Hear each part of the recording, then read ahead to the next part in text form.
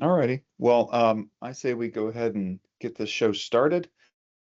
Um, Good afternoon, everyone, and welcome to today's webinar, Designing ID Badges, Basics, Blind Spots, and What Comes Next. I'm Mark Deegan, Vice President of Marketing at ColorID, and I'll be moderating today's session.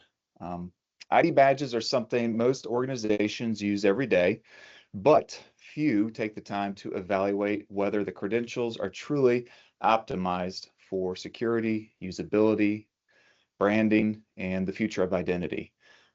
Today, we're going to explore badge design, best practices, common blind spots organizations overlook often, and emerging credential technologies and how physical and mobile credentials can work together as part of a modern identity strategy. We're fortunate to be joined by two industry experts. First, Lindsay Martin-Nez, Vice President of Industry Engagement at HID Global and a contributor to the SIA Credential Design Guide that inspired today's discussion. We're also joined by David Stallsmith, Vice President of Product Management at ColorID, who has been guiding organizations on their credential programs over the past 20 years. First, a few housekeeping items. As we go through today's presentation, please submit your questions into the Q&A. I'll address as many as possible at the end of the session. Also, today we'll be using an interactive survey tool called Menti. You'll be prompted throughout the session to use your phone, scanning a QR code. This is going to allow you to participate in the surveys throughout today's session. Lastly, you can see on the bullet points, ColorID, real high-level overview, 26 years of trusted experience. We have a global footprint. We are project-oriented, and of course, our premier software platform, Card Exchange Cloud Suite. Happy to talk to you guys about that anytime. So with all that said, let's get started. And of course, we're going to start with our first Menti survey. Just like I said earlier, I want you to scan that QR code with your phone, and you're going to answer this question. Do you like the look of your card design? You could love it. You say it's pretty boring. It's hard to read. I have no idea what it says, or can I get a new picture? So let's see what folks think. And as we see these results come in, David, Lindsay, you guys are going to start chiming in and take over from here. And yeah, let's have a great one. Most people say pretty boring. Okay, I get it. Yeah, you know, giving you a good foundation here, Lindsay. I know, I like it. It's like you're teeing this up for me, guys. Couldn't be better. All right, pretty boring. I'm actually impressed at how many people do love theirs, though. This is more than I expected. That is true. You must have some other badge enthusiasts in this audience, which these are my people. So I'm very excited about that. Well, let's just take an audience between the three of us. Lindsay, do you love your current badge today? No, that's why I'm currently redesigning the badge at HID, okay. Actually. I know, fun fact about me. All right, good deal. David, what do you think? It's a long way from love it to pretty boring, but I kind of lean towards the second. Sorry, okay. ColorID. It is very functional. Dang those marketing people.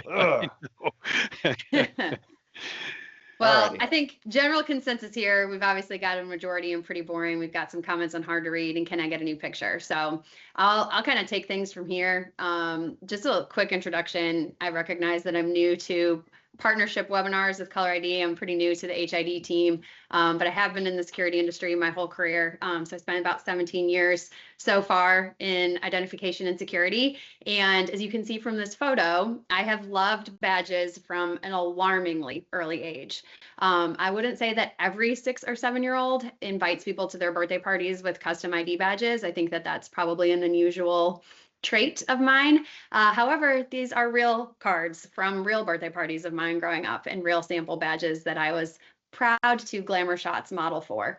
And if you're too young to know what Glamour Shots is, then I'm really aging myself here. But I'm excited to be here and represent HID, but more importantly, kind of represent the security industry perspective as a whole. So not only do I work at HID, but I also had the opportunity last year to work on the Security Industry Association's Corporate Credential Design Guide. And we can skip ahead to the next slide. And this was really cool. I realized I just called a design guide about employee badges really cool. So nobody judge me. I've already am a self-proclaimed badge nerd. Okay, so let's just accept this about who I am.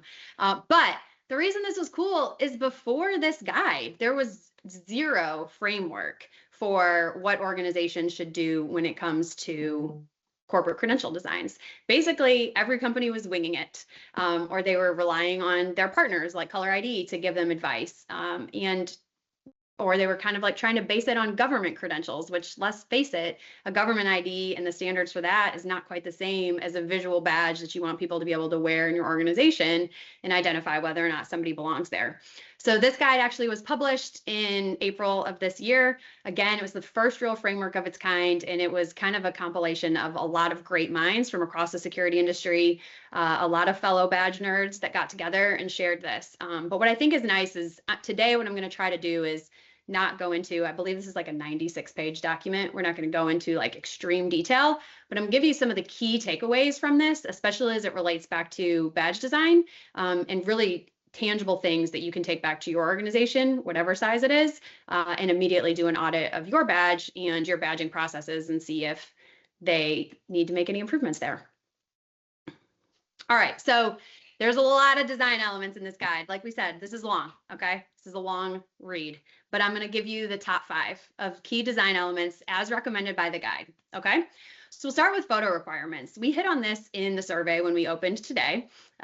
There was a comment, one of the options was, I need a new photo. Several of you chose that. And I think that this is probably one of my biggest pet peeves. Blank white badges are my #1 pet peeve, just so we're all on the same page in corporate designs, ones that are not personalized at all. But my second pet peeve is badges with photos that are extremely outdated, very blurry, or super inconsistent across your cardholder base. And so what was nice is we definitely addressed this in the guide. The photo is probably one of the most key elements to your badge design.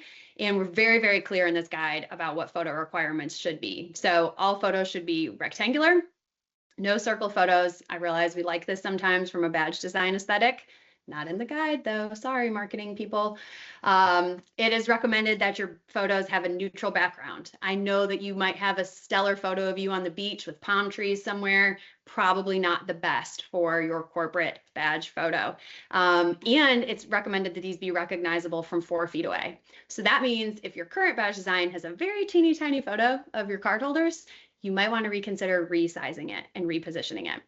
From a security requirement, this is obviously so someone in your organization can identify, yes, that is that person wearing the badge. But let's take a step back from security and talk about that from a cultural perspective. I think that when organizations prioritize the photo and make sure that it's a really great looking, up-to-date photo and prominent on the ID badge, I think it's kind of making a statement about how they feel about their employees and their cardholders, students, members, whatever it might be, in giving them priority placement on the badge itself. So just a little tidbit from Lindsay to think about as it relates to photos. All right. So we've got photos knocked out. And keep in mind, I know we're going to cover a lot of content relatively quickly, but we're going to leave time at the end for Q&A. And I'm sure you can type into the chat and Mark will interrupt me or David at any time. So this is very casual and interactive, even though there's a lot of you here. All right. Number 2, typography. The recommendation is that you use sans serif fonts, so none of this scripty, very difficult to read stuff. You want a text that's easy to identify and read from a distance. Ideally, names should be legible from 8 feet away. There is actually no standard size you can recommend in a guide because, of course, we all know that when you change fonts, you change how that size gets represented in an actual badge graphic. So you're going to have to kind of use your best judgment on whether or not that's legible. Now, this next one is the guide very clearly recommends mixed case, which means capital first letter, lowercase the rest. I selfishly love all caps names on badge designs and have used them for many years. So this is a particular one of mine that I don't know I necessarily agree with in the guide, but it does make it much easier for everybody to read, especially at a distance. So keep that in mind. Next, color strategy. Everybody is hopefully, I mean, I say this, but hopefully everybody's using some type of color strategy and not printing black and white badges for their employees. But the recommendation here is that if you're using color as some type of indicator, whether that's the department someone's a member of, their role in the organization, maybe a grade level that they might be a member of, the recommendation is to pair that with text. You want to keep in mind that you're actually designing a badge that should have accessibility requirements as well. And if any colorblind users will be interacting with these badges, you want to make sure that there's also some type of text indicator they can see as well to know what that color indicator means. The marketing people are probably going to cringe on this last one. So remember, this was a security industry document, okay? But while it is very heavily recommended that marketing be involved in the badge design from the beginning, at the end of the day, this guide very clearly states that function should always come over branding, meaning you should prioritize security requirements, security elements, card technologies, and those sorts of decisions over marketing and branding. Logo and design should never obstruct things like photos and names, which would be your two primary things that you want to convey through your corporate ID. And then the last one is one I really think we should be aware of. It is 2026. And the reality is that your employees will post their badges to social media. Almost every new employee now posts their badge when they join a company, and they also tend to post their badge when they leave a company for a new role. It is, again, a cultural, meaningful icon in that way, which is cool. But from a security perspective, this is a risk for your organization. So the more simplistic your badge design is, meaning the less secure design elements you might have on there, the easier it probably is for somebody to find an image of that and then recreate that badge in-house. So I'm not saying that as a scare tactic by any means, because quite frankly, if someone wants to copy my badge design, it's a little bit flattering, but not good from a security perspective, right? So let's think about the things that we can design in our badge or actually implement that could actually help with that. So a couple of those things would be things like laminate. And we're going to go into these in a little bit more detail. But of course, if you add a laminate to your badge, any tempering efforts would be obvious to somebody because it'll mess up the badge design itself if they try to remove that laminate. And then something like a holographic overlay, of course, would be an even better level of security. And again, it's going to be much more difficult to counterfeit.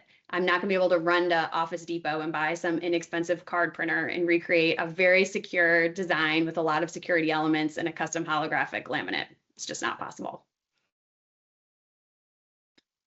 So while we talk about design, I think sometimes people think about the pre-issuance process a little too linearly. To me, all of these decisions are happening in your organization simultaneously. So while you're thinking about your design and what you want it to say about your organization and which elements you want to incorporate, you should be at the same time simultaneously thinking about the card printer that's ultimately going to support that design. Because if you make a decision on the design, and then you have a card printer that can't support the design you just envisioned in your head, that's not a good feeling. And if you make a decision on the printer and then you want a design that doesn't work with that, again, you're kind of at a loss there. So designing those things in tandem and choosing a printer that will support the design requirements you have are really important.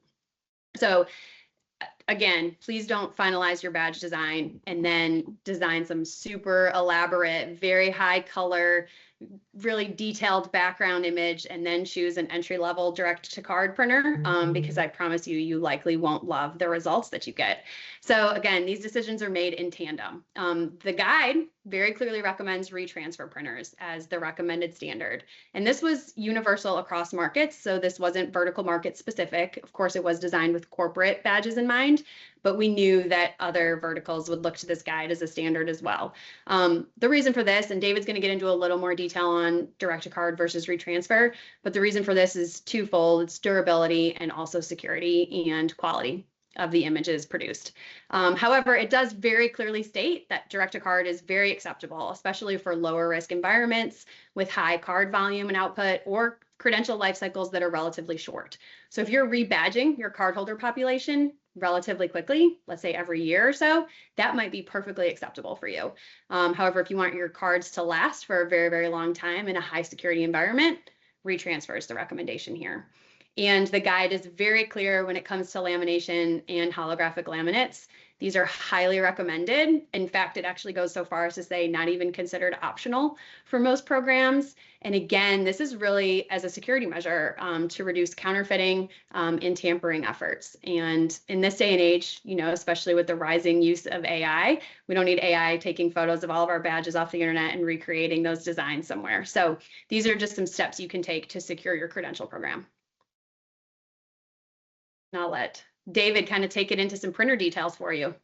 Yeah, thanks, Lindsay. Well, it's great to have you here. All that energy and love for badges. It's really important to keep in mind what Lindsay is talking about here, because once an organization hands somebody a badge, everybody trusts the badge. If you walk in and you have a badge, everybody's just going to trust that. So it's really important. Even many times, we can't afford a better badge, or we can't afford to do anything fancy like lamination with holographic images. If something goes wrong, you couldn't afford not to. So really, badges are just as important as ever. They're no less important than they ever were. So with that, let's go on and talk a little bit about some of the details of how to get the badges made that Lindsay was talking about. And Lindsay's with us. She's from HID. Here's the HID family of printers. Reverse transfer printers on the right, middle and left are the direct-to-card printers. And for those of you who are not familiar or not really familiar with what the two types of printing are, this is a direct-to-card print head on the right there, which goes inside the printer, and it, using heat and pressure, forces the ink out of the ribbon and down into the card as the card moves underneath, and forces that into the surface of the card. So the ribbon actually directly touches the surface of the card, and it gives a durable finish. It's quite quick, and it is less expensive than reverse transfer. But like Lindsay said, it's not quite as durable, and in some ways not as secure as a reverse transfer. The reverse transfer printer prints on the underside of a clear film, which is then adhered to the surface of the card in a way that it cannot be removed without being obvious. So you get the security that the image is underneath the reverse transfer layer, and that also protects it from abrasion and scratches and other things that happen to the surface of the card. It gives a better image quality. It will print over the edge of the card, so you don't have that little white rim that you might have with a direct-to-card printer. It takes a little longer to print in this method than the direct-to-card printer. But you do get a lifetime warranty on your print head for almost every reverse transfer printer. So several advantages in reverse transfer. It costs a little bit more, it's a little bit slower, it's more secure, and it's definitely more durable. And one other feature of direct-to-card versus reverse transfer, many folks we work with have cards with chips in them. And the little holder inside the card that holds the chip is made of metal, and when the card is formed with heat and pressure in the laminating presses, oftentimes this results in a little dimple in the surface of the card. And a direct-to-card printer, when printing over that area, may not get the dye down into the surface of the card in that area, both with a gray image on the right, or if there's worse, the photo on the left, everybody's going to have a chink out of their forehead. So direct-to-card, if you have this kind of card that you're printing on, is not necessarily ideal. It's sometimes you can rotate your card in the card design and overcome that. But a better thing is if you do have reverse transfer, remember it prints on a thin film, which is layered onto the top of the surface of the card. So even if there's a little undulation in the surface, the transfer film covers that, and you have no gaps like you do with the direct-to-card printer.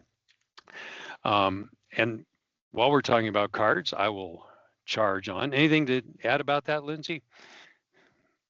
No, I think that was super helpful. And one thing I like to say is, of course, there's this comprehensive guide out here. But anytime you read any type of recommendations, like take this with a grain of salt, like read it through the lens of your organization And what are your current objectives for your badging program? And even as we continue to have these conversations and we go into card technology and the card journey you might go on, like think about where you are today and where you want to be long term. And the nice thing is you have partners like ColorID that you can rely on to kind of help you navigate these different complexities in choosing your technologies, navigate the complexities in choosing card technologies, and find solutions that maybe work for exactly what you need today, but also tee you up to grow into the future. Yeah, exactly. Thank you. And we do have conversations with institutions, organizations every single day about card technology. But first of all, let's do a poll. Yeah. So this next Menti poll, again, scan that QR code with your phone. What is the highest form of technology within your card? So we're going all the way down to the basics of barcodes, all the way up to the latest and greatest CIAS and MyFair Desfire.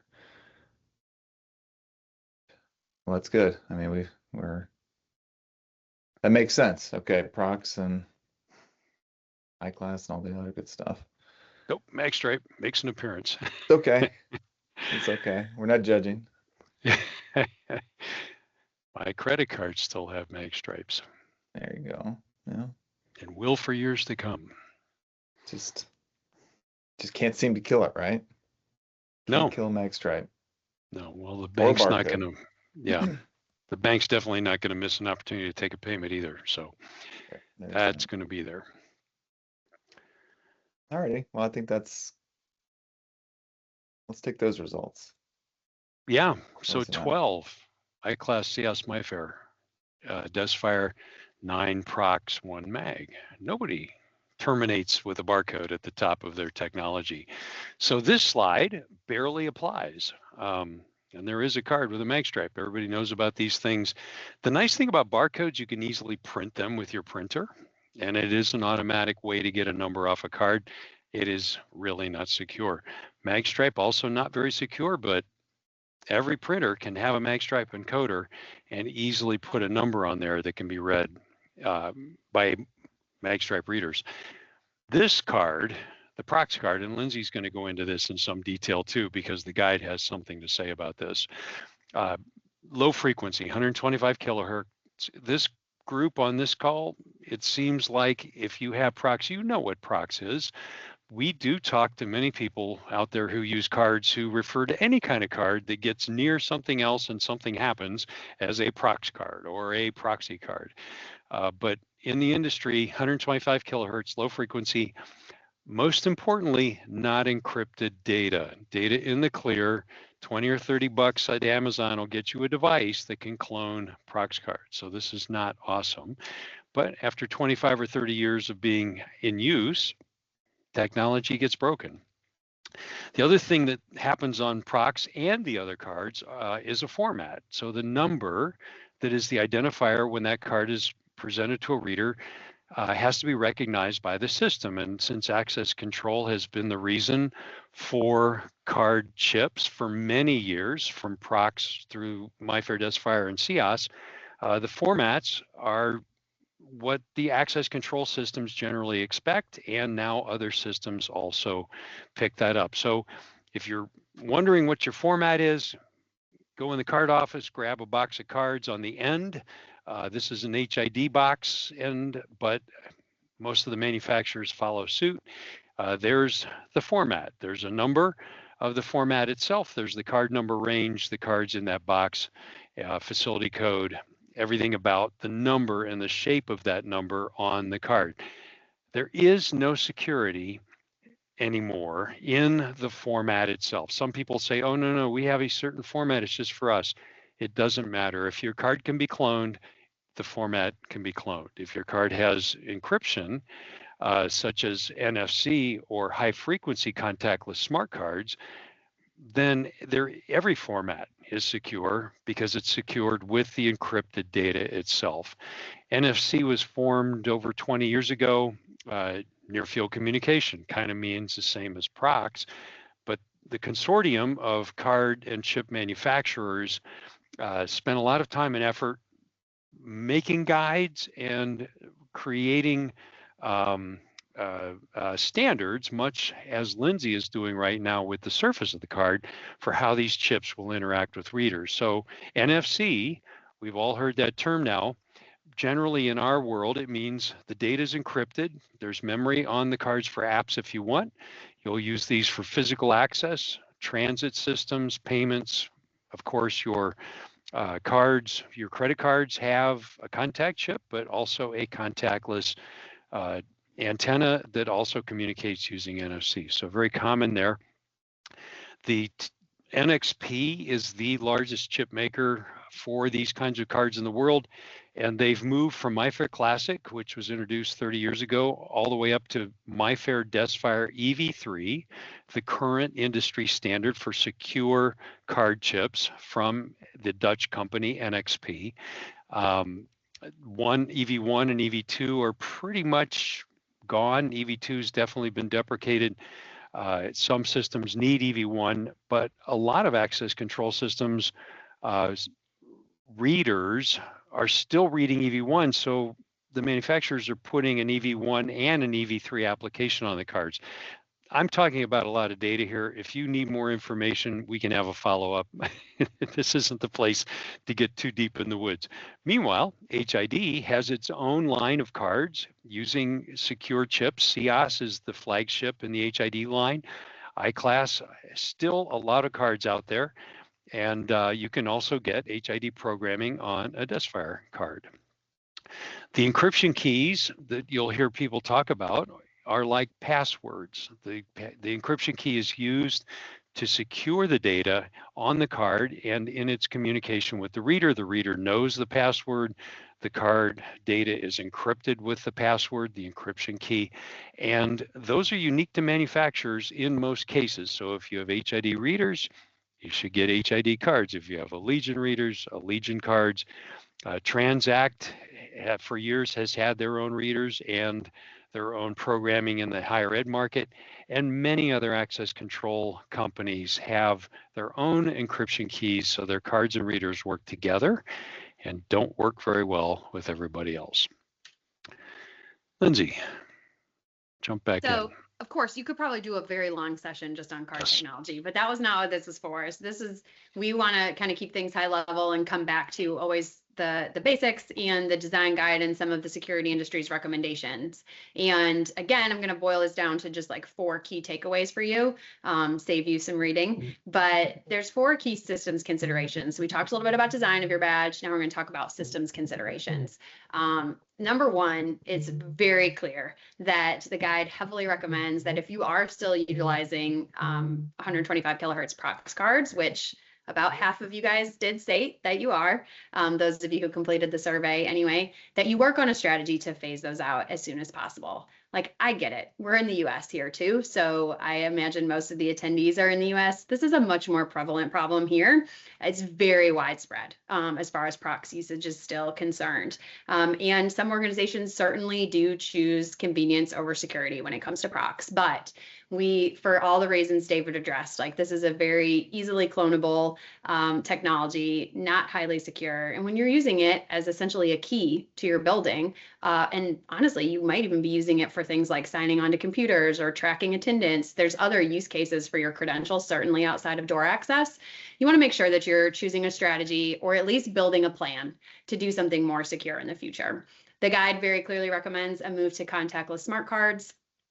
Which strategy you choose is up to you. Of course, we have resources at HID, and you have ColorID as a great guide to kind of help you on your credential journey.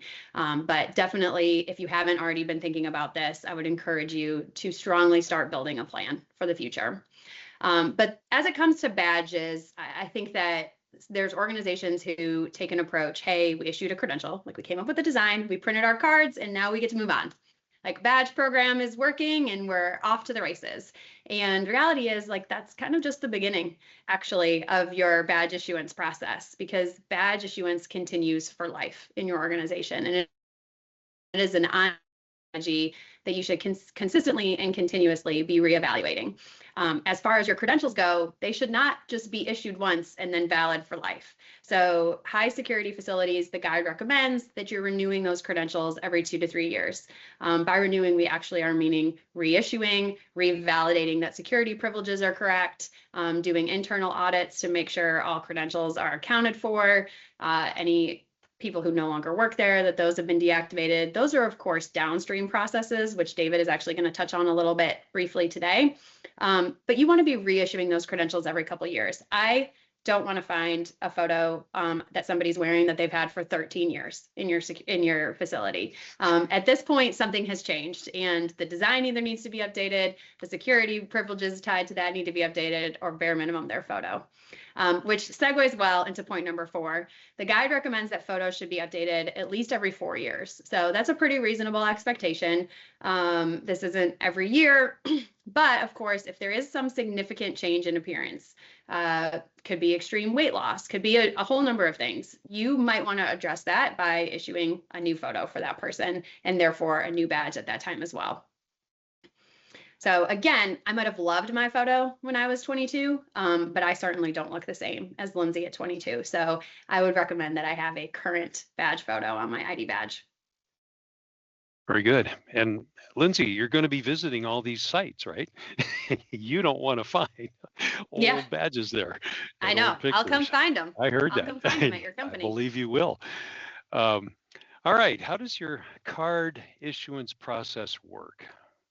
Sorry, Mark, I read your slide. Go for it, buddy.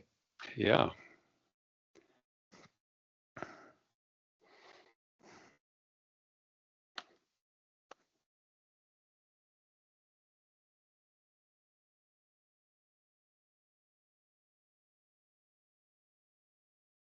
Or for our Canadian friends, I should have put, we always have a lineup.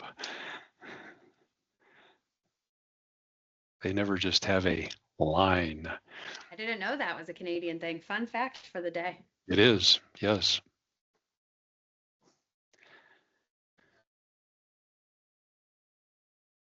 All righty.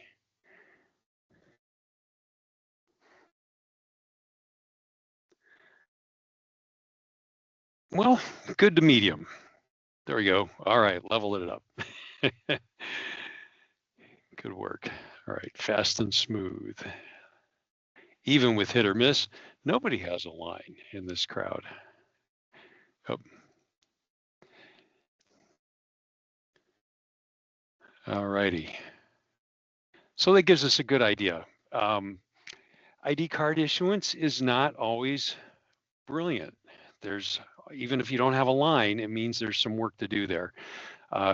Talk about just briefly, a couple products that are on the market available to help you improve that and do make it fast and smooth.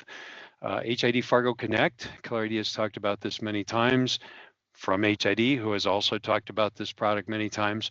The idea is it's a cloud-based support for your printers, and it can be integrated with a technology partner such as ColorID's Card Exchange Cloud or other systems.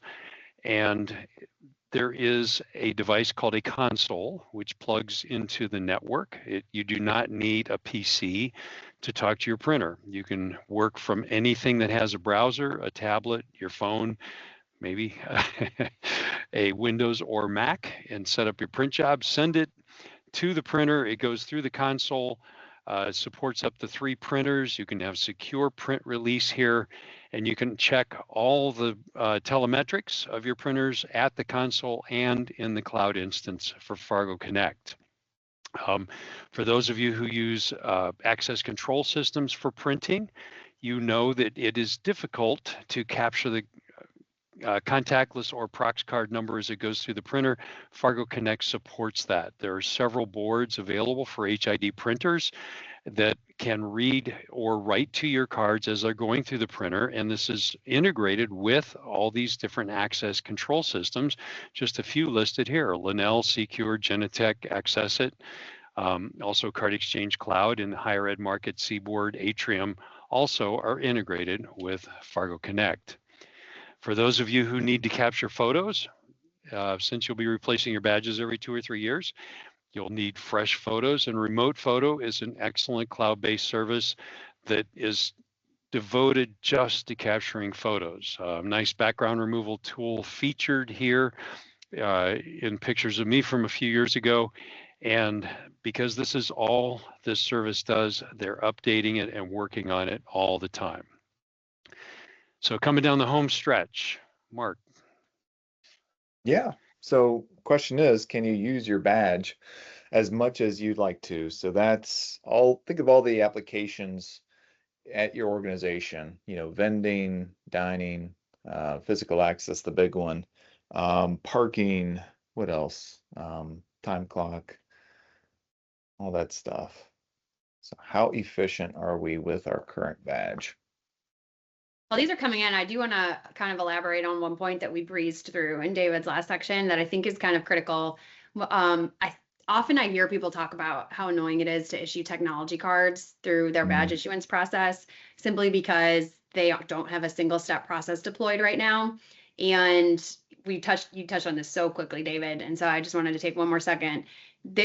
You can implement software as well as card printers that can actually align with the card technology that you choose. So again, whatever technology is best for you on your credential journey, and either read that card number during the print process or actually encode that card during the print process so that when it comes out of the printer, it's not only personalized, but it's also essentially been activated. So as long as we're tying that back to any third-party system that needs it, we can instantly send the credential number as soon as it's printed to those subsequent systems, saving you from basically manually typing in those card numbers into each and every system that might utilize it. And this seems, for some of you, this might be like mind-blowing. For other people, you're like, yeah, no duh, we've been doing that for years. But it blows my mind still how many times I can walk into a facility and they walk me through their badge issuance process, and it's like entering a card number in 7 different systems. Like, yeah, no wonder this is frustrating for you, but you don't have to live in that world. Like, there's plenty of solutions out there that can fix and streamline that process for you. Great, thanks, Lindsay. We have a lot of people who have really wide use of their badges, so that's cool. Probably the higher ed users, because those are the markets where people get that done. They understand how everybody needs to use their badge everywhere. Yep, another one just hopped in there, just for looks. Well, not too many flash passes, but there are a lot of those out there. So, and this is a higher ed chart of kind of a typical architecture, how everything looks, going to what Lindsay was talking about there, with the dotted lines and the dashed lines indicating flat file or others, and even at universities, where a lot of things are connected, often not everything is connected, and there's still emails being sent and information being handed around on Post-its. You have to get badges into people's hands.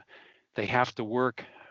People who distribute cards get it done. Everybody on this call is probably familiar with that. But there are automated ways to do these things. Card Exchange Cloud, again, from ColorID, puts all the puzzle pieces together around what we call the modern campus. So instead of fragmented connections and manual processes, software like Card Exchange Cloud can bring things together. It's integrated with Fargo Connect, so it gives you that network capability for printing. We have customers who use CloudCard. They love what CloudCard Remote Photo does, but they want the integration and the management of the life cycle of the credentials. So Card Exchange Cloud is working in conjunction with those other systems and connecting to all the systems shown here on the screen. A flagship for Card Exchange is New York University, where Card Exchange sits there in the middle in the cloud. It is printing using Fargo Connect at locations around the world. If you notice on the right, every one of those console screens and printer in icon form there are located on different continents. They're also able to issue mobile credentials, and it pulls all the data from their data warehouse, which they call ADA. So Card Exchange brings all that together for both creating the credentials, mobile and card, and then also making sure they're provisioned in all the connected systems.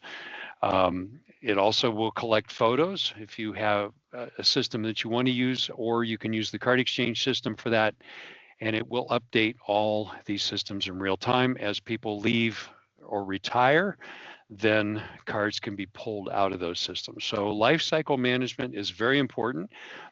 The card, the way it looks, the technology in the card, but also how systems that use that card are connected and updated with regard to the status of the cardholder and the organization. So coming, I said home stretch, but mobile is still looms. We're not going to spend a long time here, but we do want to point out ColorID also has joined the ranks of companies that are certified to provide Apple Wallet and Google Wallet mobile credentials. No small feat. These now communicate via NFC, sit in the wallet. They can also, on Android, communicate using Bluetooth, but this is through an integration with HID Mobile, and other integrations are in place and arriving. But for as many North American institutions as use HID Mobile, this is good news for us and for any that want to go in that direction.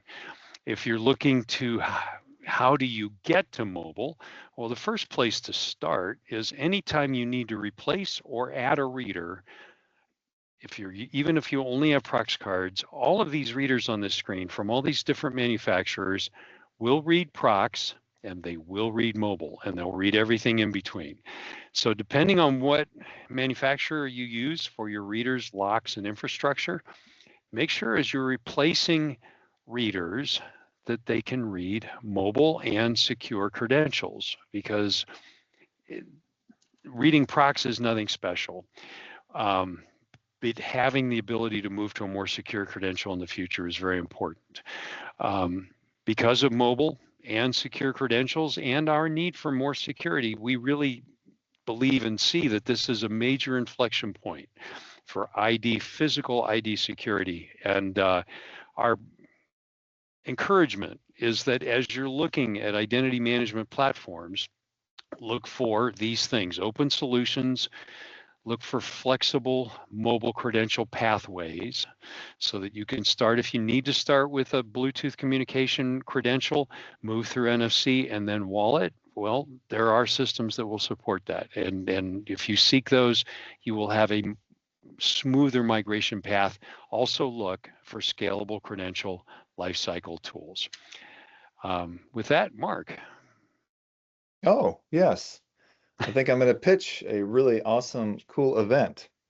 This is ColorID's Identity Summit. It's hosted at New York University. A couple of facts for you guys while you're reading this little infographic up there. It's a two-day event, July 14th and July 15th. Attend one day or both. It really just depends on what your focus is. You could come to day one, which is going to be focused on higher education, and then day two is going to be more geared towards healthcare and enterprise. So yeah, come one day, come both. We've got 10 guest speakers lined up. There are 4 end user presentations. There are 3 industry experts, and then we also have a really cool biometric panel. And of course, both days is completely free. All you need to do is get there. So it's in the heart of Manhattan, right off of Washington Square. It's hosted in the Kimmel Center at NYU. So we'd love to have you. Please scan that QR code, register to attend. We'll see you there. We've got a lot of really cool information to share. And yeah, that's my spiel. Beautiful. I'll be there. Oh, yeah, there you go. That's right. One of the industry experts, of course. That's right. All righty. Last. Go ahead, Mark. What's next in your credential journey? What are you considering, moving forward? And this is a really neat word cloud. Throw your answer up there, and you can do more than one prompt, but we want to know what's next.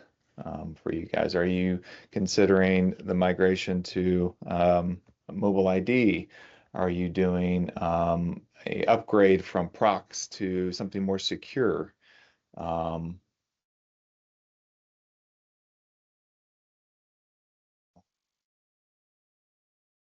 I'm assuming Waller is wallet.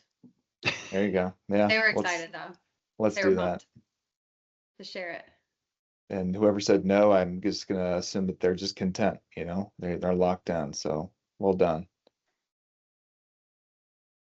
And also, if anybody has any questions, send them over. I do have 2 of the questions already that's been submitted, so thank you for that. I like how this changes. This is fun. And as it gets bigger, that means that more people are saying it. So looks like mobile is on the horizon for a lot of you. Well, we know I can't just let a mobile discussion linger and not chime in on my own personal feelings on this. So I'm excited about this because I think what's cool as you're watching these words come in is you see a lot of people looking to make improvements to their physical badge, move to dual tech cards. I want both mobile and a card. I want to upgrade my printers. I want to upgrade my design. And then definitely you see discussion around mobile for sure. What we know is that the reality is most of our customers who have deployed mobile are still using physical badges in some capacity. And so where I think this is important for organizations to think about is, you know, how do these 2 technologies coexist together? It isn't necessarily that mobile means your badge goes away tomorrow. Like it doesn't have to die just because you want to implement mobile. If anything, you can build a badge program that sets you up for success as you want to deploy mobile as well. So being thoughtful and intentional around how you issue physical credentials actually can create a better experience around issuing mobile badges as well. Yeah, and a couple other good points in the chat is, you know, for some verticals, you know, mobile is not allowed for regulated agencies.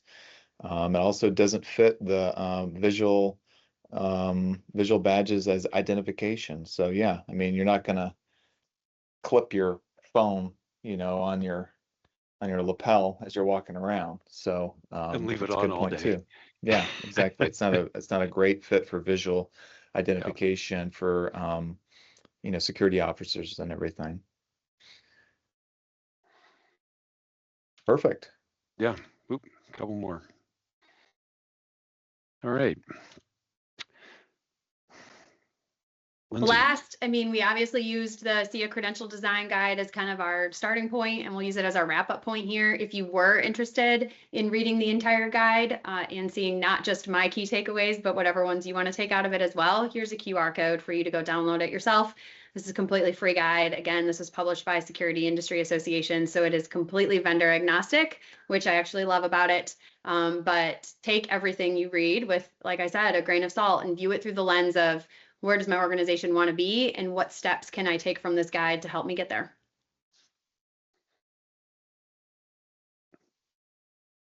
Very good. Thank you, Lindsay. And this presentation was recorded, so I am going to send this a copy out to everyone who attended or registered. And at the same time, we'll include a link to download this guide as well if you missed it here. A couple quick questions that came in earlier. What are your thoughts on large format credentials? So when I hear that, guys, I think of something more or less traditional than our CR80, which is, you know, the standard ID card size. I'm thinking something, a big booming ID. So anything on that?